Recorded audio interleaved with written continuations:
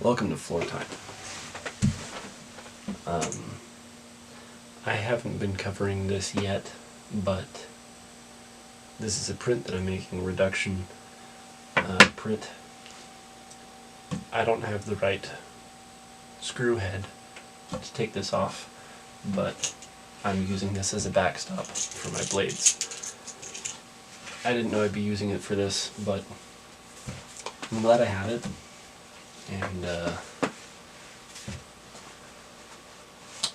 might as well be safer, so I'm gonna do that.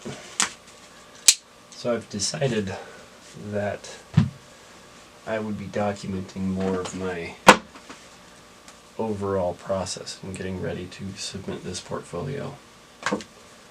I thought I would just do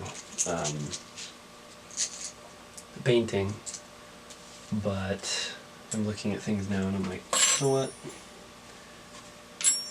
I think it'd be good to do more. So that's where I'm at. But for understanding purposes, I have 2 tones on this.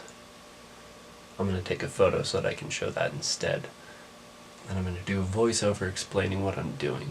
But basically, I'm going to cut one color out, print it, and then I'm going to cut the other color out.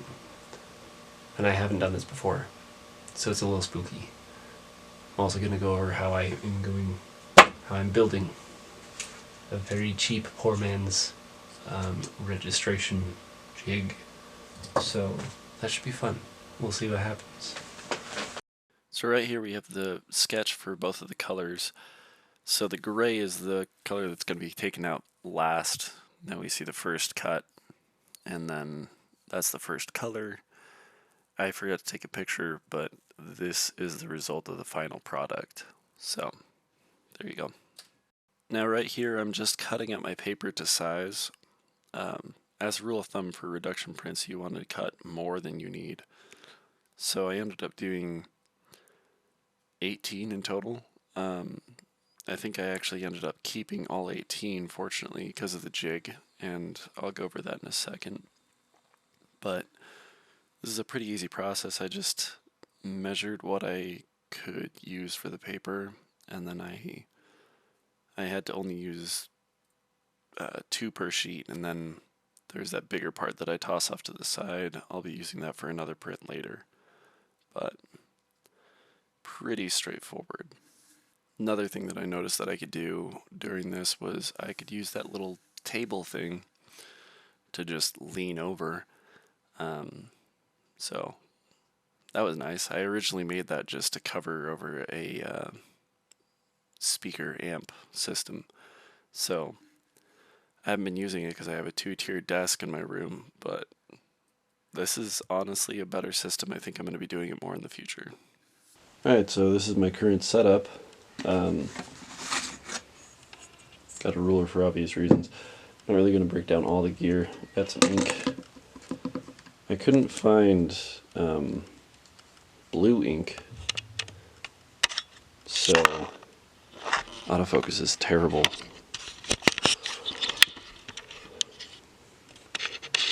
Couldn't find blue ink, so I got white and black that I already needed. Then I got blue screen printing ink. If that doesn't work, hopefully it does. We'll see.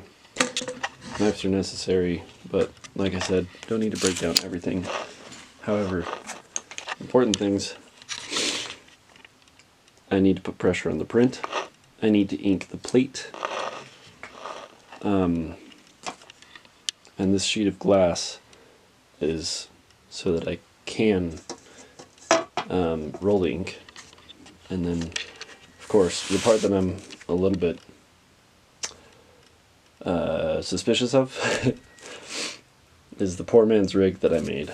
So the idea is print slides in, stays in the same place every time, and then I'll take one of my sheets. I'll grab one really quick. I'll take one of my sheets and I'll just slide it in, and ideally it's going to stay in the same spot every time. and then I'll put pressure on it. I'll take it back. There should be a beautiful print there. We're not there yet. We're working towards it. But as long as this works, I'll do a video about how I made it. Probably do a better one for that. I would like to do it out of like wood or something, but I don't have the proper means at the moment, so cardboard does just fine. Hopefully. We'll see. I'm nervous, but I'm excited. So here's the footage of me inking up the first plate. I was nervous at this point. The actual printmaking ink that I just barely bought seemed a little bit chalky, but as soon as I mixed it with the screen printing ink, it was a lot more fluid, worked a lot better. Honestly, I think it was for the best. But so I inked it up. Had to be really careful about where it went because I didn't go as deep as I would have liked. So you can see me cleaning it up right there. And this is before I got smart and started using Q-tips for it. But take your time. I'll slide it in, try to be careful not to push ink onto my fingertips. And this is the part that just made me nervous, like every time. The problem with using cardboard is that it actually has like little folds that the paper can go into, so it's not as consistent as I would have liked, but it still worked. Now here's the first print, out of focus, but it's alright. Now I noticed on that one a few spots that were sticking up a little bit, so I took my carver back out and I decided to cut it down on a few places, just so that they wouldn't get in the way in the future, because they were standing up quite a bit more than I would have liked. So you take quite a bit off right there, but that's just part of the process. And then just keep on going until my camera decided to stop taking footage. So I guess we'll just go until then. But it's a lot of fun. It's a very fun process. So now you can see it here where I built up some more momentum. I have a few more prints already done. I'm going a lot faster. I got warm, so I took my coat off, and we're just moving. That's me full speed. I didn't even speed up the footage. I'm just fast like that. Alright, so these are the prints so far. Got the blue layer down. Next up, I'm going to clean this. I'm going to clean this up. And after I've cleaned it up, then I'm going to take it and carve out everything that wasn't marked in Sharpie. So this is the last time lapse I had. I didn't take any footage of me carving it, but this was the last layer. I was really excited about it, and you can see a smile on my face a few places here, even though I'm just moving really quick between frames. But yeah, I was genuinely ecstatic this whole time. I didn't expect the registration to line up this well. It's not perfect on everyone, but it is pretty good. And here's the finished product. There you go. I'm selling these on Etsy, so check that out.